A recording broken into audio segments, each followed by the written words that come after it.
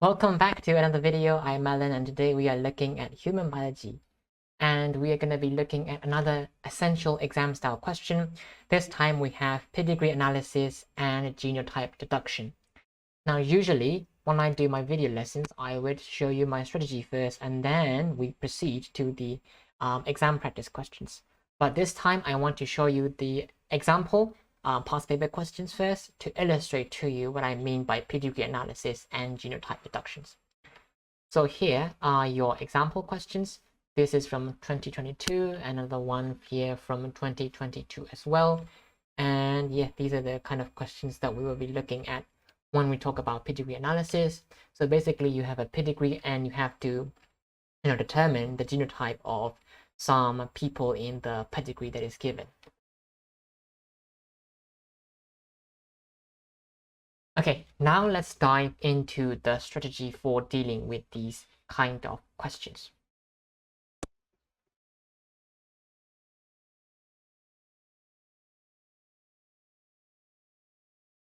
The first step is to explain the type of inheritance.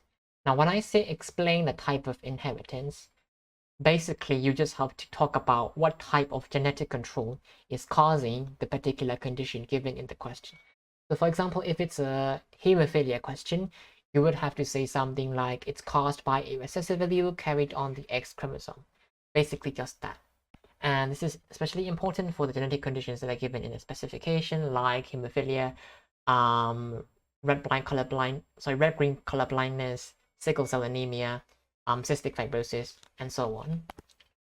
And the next step is to look for homozygous recessive individuals. Now I say that you need to look for homozygous recessive individuals, and that's because their genotypes are actually very certain, because there's no confusion on who is what when it comes to homozygous recessive individuals. And really that's the key idea behind this step, is to be certain about these genotypes. Take for example a genetic condition that is caused by a dominant allele. So if it's caused by a dominant allele, all the non-affected, unaffected people are going to be homozygous recessive individuals. So if you see any person who does not have the condition, you can just put the homozygous recessive genotype in there. Conversely, if it is a condition that is caused by a recessive allele, any person who has the condition will definitely be the homozygous recessive genotype. So which is why I think it's a good idea to start with homozygous recessive individuals, because there's no confusion when it comes to these individuals. And the second step is to deduce the genotype of the parents of those people that have the homozygous recessive genotype.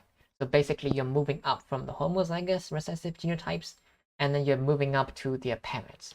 And that's because both parents, who are the parents of these homozygous recessive individuals, both parents will have at least one recessive allele. So you just need to distinguish between whether they are heterozygous or they too are homozygous recessive. So that makes things a lot easier to analyze. So let's take a look at an example pedigree analysis. And this is not an exam question. This is just a pedigree that is given in your student book. You can find this on page 215 of the heredity chapter, chapter 12. And the condition that we're going to be looking at is polydactyly, which is caused by a dominant allele. And the task here is to deduce the genotype of person 3. So we want to find out person 3's genotype. The following are steps. The first thing that we would do is we would try to find homozygous recessive individuals. In this case, we can look at their children, and these are all going to be people who do not have polydactyly. And because it's a dominant condition, it means that all non-affected people are going to be homozygous recessive individuals. So they are all going to be small b, small b, small b, all 9, 10, and 11 individuals. Next, we are going to move up and deduce the genotype of those people's parents, and we will eventually make it to number 3. So if we look at person number 4, well, she is also a homozygous recessive individual.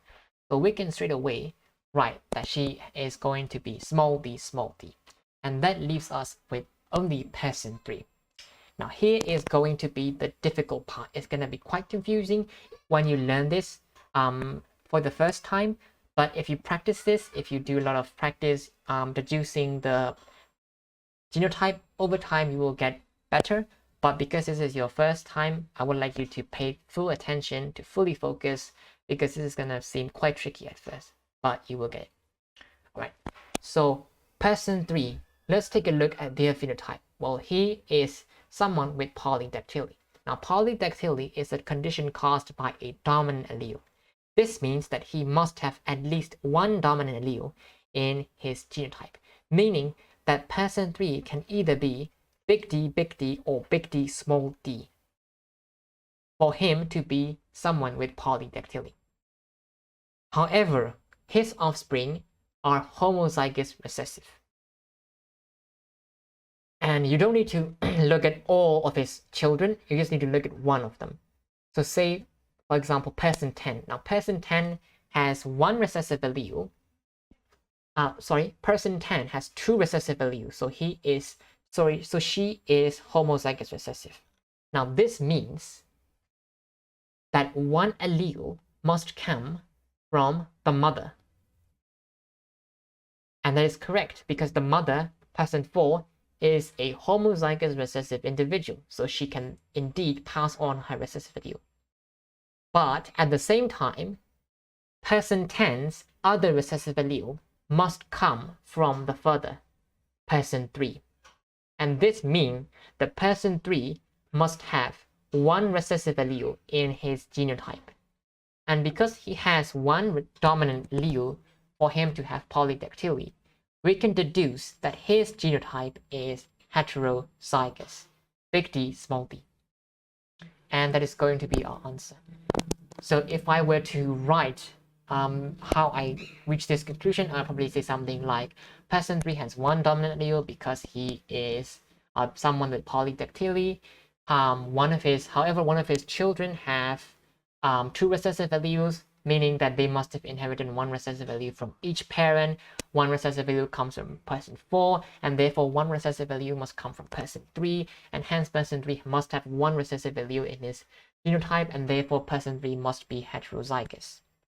And if you want to recheck your deductions at any point in time, just draw a Punnett square, sketch it real quick, and if you can, get the genotypes of the offspring that are already given in the pedigree, then you can be sure that your deduction is correct.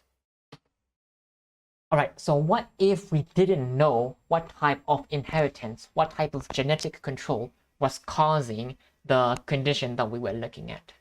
Well, then we will have to differentiate between the different types of genetic control that we have learned, and we will have to determine the type of inheritance that is causing the condition that we are dealing with in the question.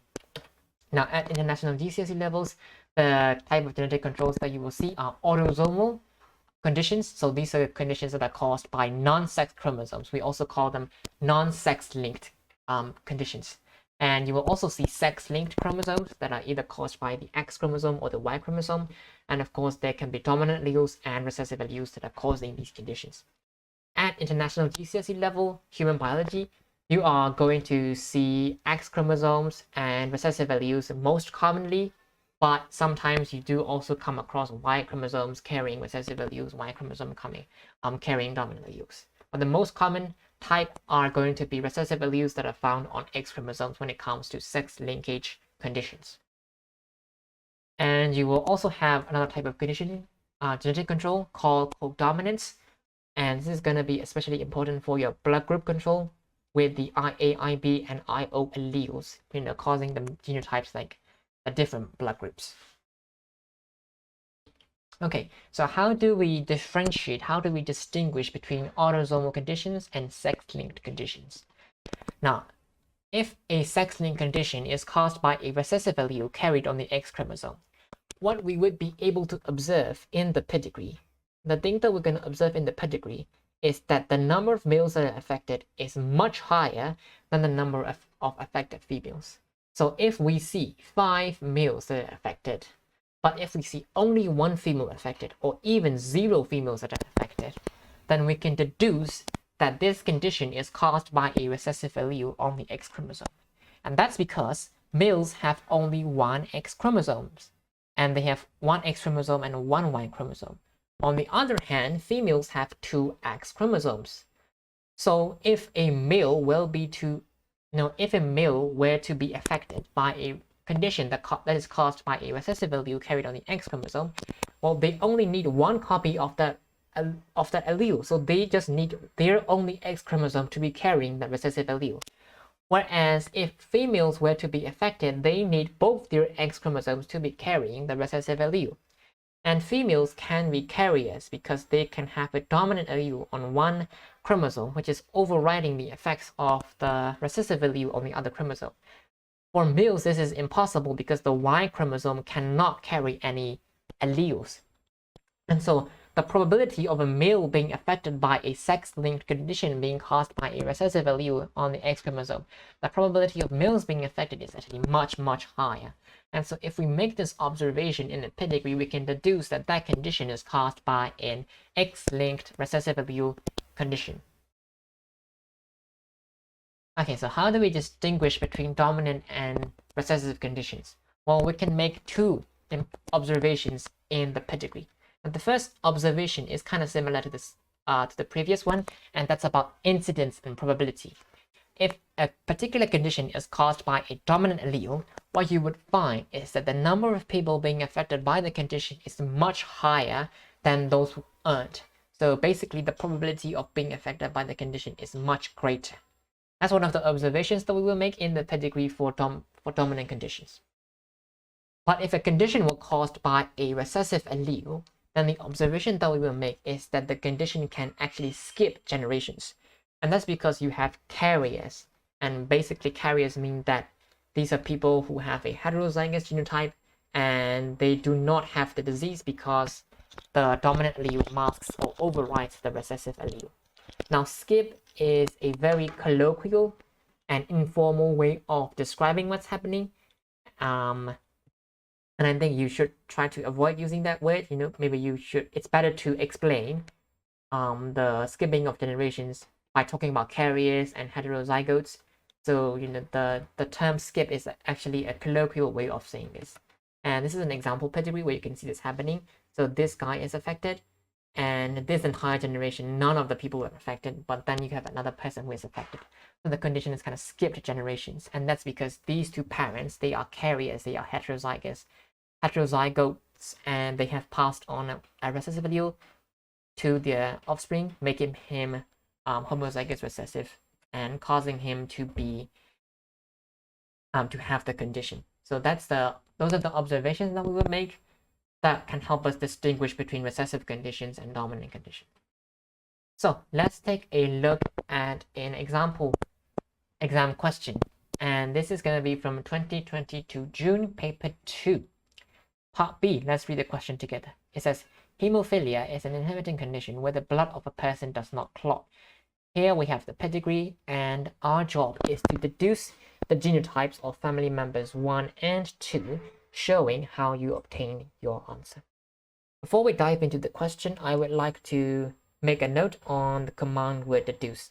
Now, the command word deduce, what you have to do with deduce is you will have to reach conclusions by using the data and information that's given in the question.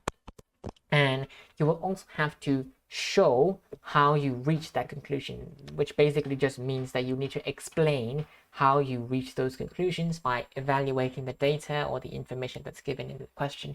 In this case, by exploring, the pedigree, by analyzing the pedigree and showing how you reach those conclusions. And here the question also very clearly signals to us that we need to show how we reach the genotypes of family members 1 and 2. So step 1, of course, is to explain the type of inheritance. And in my opinion, the reason I think that this is important is because we have this spec point, which says we need to be able to describe the causes of these conditions like hemophilia, red-green color blindness, and cystic fibrosis.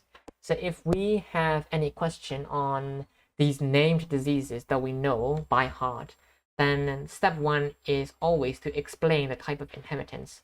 And that's basically just means that we are recalling what type of inheritance or what type of genetic control causes them.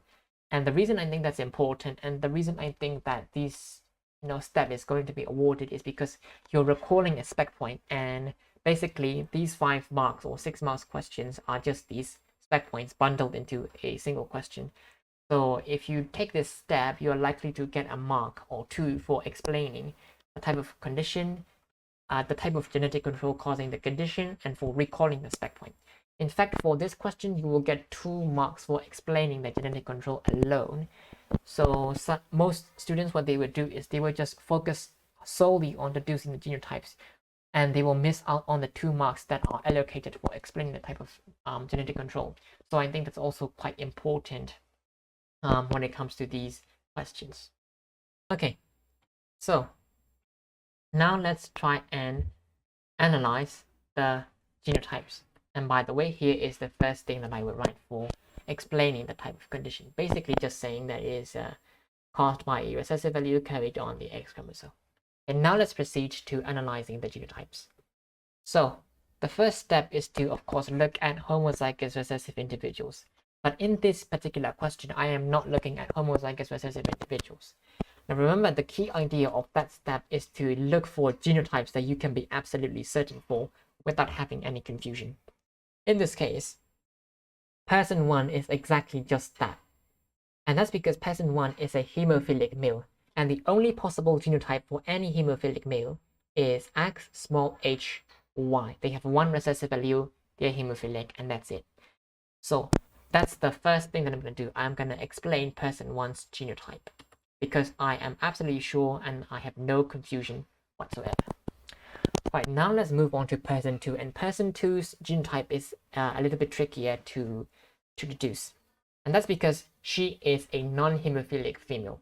Now, non-hemophilic females can have 2 different genotypes. They could either be X big H, X small h, so this dominant allele means that the recessive allele is not expressed in the phenotype, or they could also be X big H, meaning they just don't have any recessive allele. So how do we determine whether person 2 is this or that? Well, let's take a look at their offspring. And when I look at their offspring, the thing that I notice is that one of their offspring is a hemophilic female. Now, the genotype of a hemophilic female is X small h and X small h. A hemophilic female is homozygous recessive genotype. Now, what does this mean? This means that 1 recessive allele, so the X chromosome carrying the recessive allele, one of them must have come from the parent, from the mother, and one of them must have come from the father.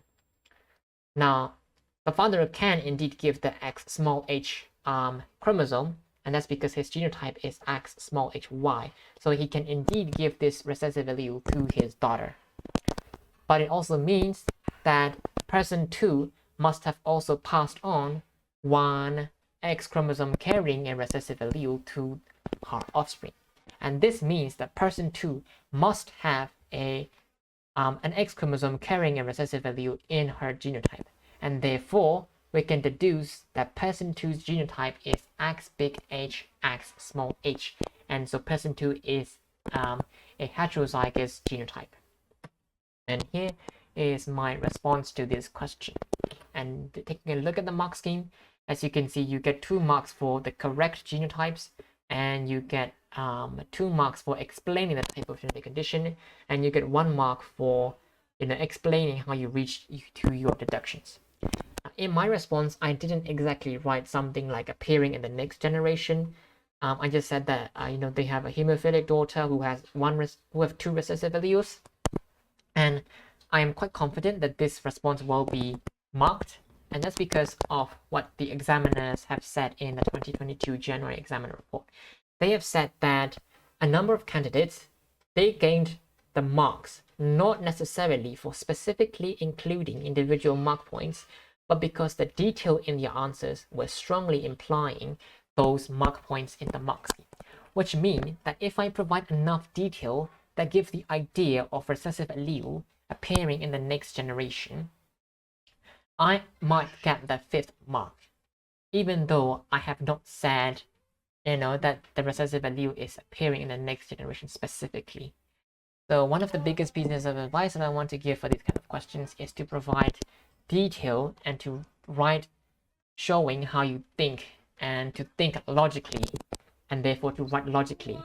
And that's because if you show that logic and if you show your sense of understanding of how you are deducing in your responses, the examiners will give you the mark even if what you have written is not word for word matching with the mark scheme. So really the important thing is to imply the big ideas in your responses. Okay, so let's take a look at another one from 2022 January paper 2. And this question is about Huntington's chorea, which is a dominant genetic condition. And here we have the pedigree. And here the task is to evaluate the evidence in the pedigree that supports the statement that this is not a sex-linked condition. So we are given the answer. The answer is that it is not a sex-linked condition. But we need to evaluate the pedigree. We need to analyze the pedigree. And we need to be able to support the statement that this is indeed not sex-linked. Now, I've told you that if it is a sex-linked condition caused by a recessive allele carried on the X chromosome, what would happen is that the number of males that are affected by the condition would far outweigh the number of females that are affected by the condition. But in this instance, if you look at the pedigree, you can see that there are 3 females who are affected and 2 males who are affected. And so the number of females that are affected are approximately equal, or the number that are affected are similar to the number of males that are affected. And therefore, it can't be a sex-linked condition, because if it were sex-linked, then the number of males that are affected will be far more than the number of females that were affected. And so here is the mark scheme, and that's how we use the observation in the pedigree to support the statement that it is indeed not sex-linked. Okay, so another question from 2023 June paper 2, and this time we are not given a pedigree, but we are given information on the genotypes, and we need to figure out the genotype of the man who is giving birth to a sickle cell anemia child with a woman who is heterozygous for the condition. And we need to be able to explain the possible genotypes of the man. So in this case, I would like to roughly and very quickly sketch up a pedigree. So here's our man. We don't know his genotype, and this is his wife. His wife is heterozygous.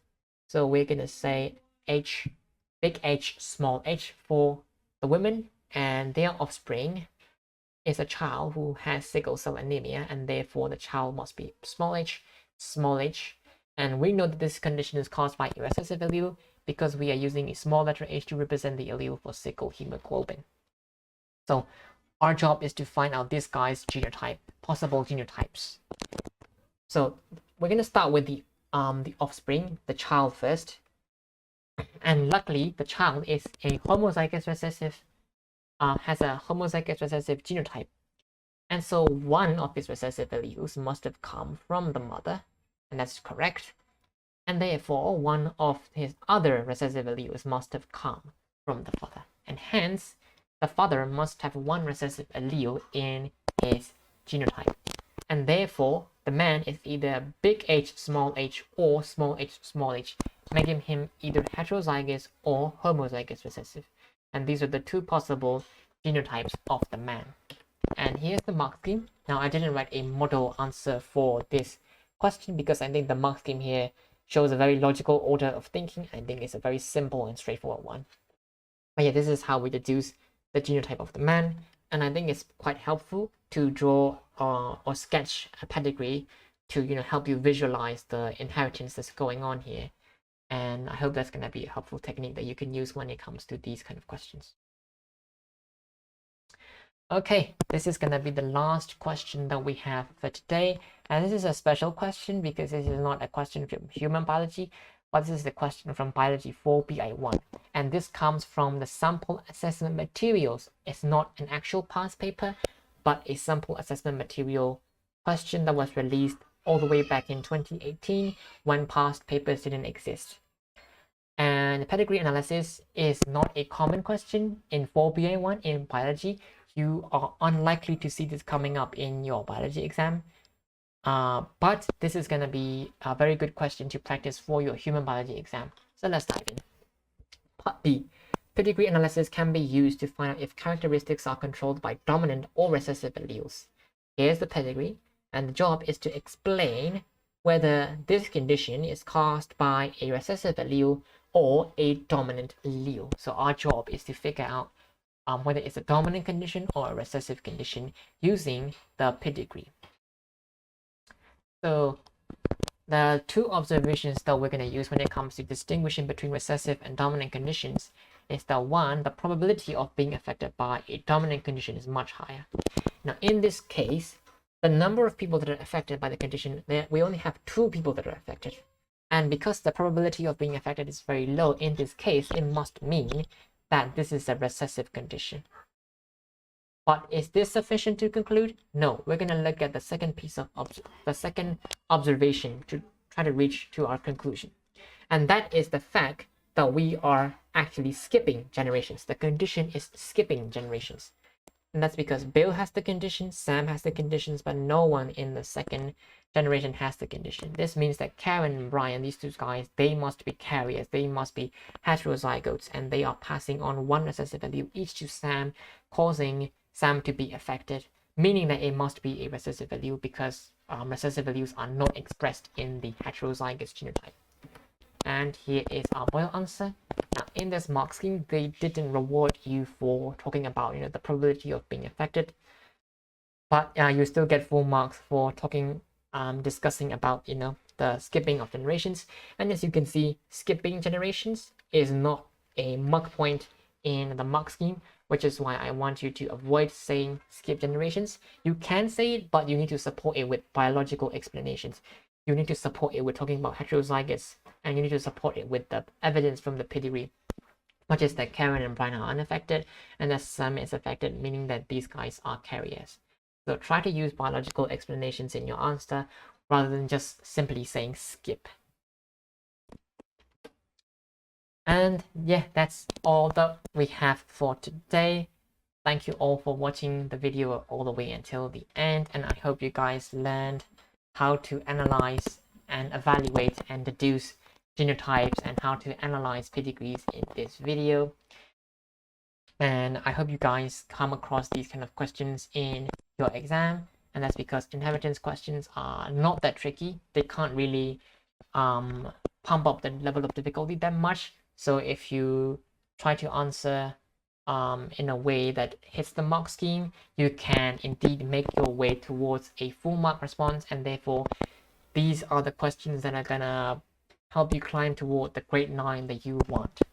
And once again, thank you all for watching so much, and because you've watched the video all the way until the end, I want to let you in on a little secret, and that is that we are having a new type of content coming to the channel very soon.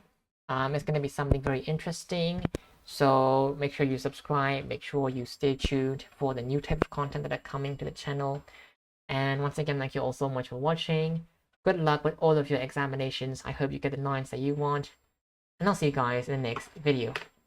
Peace.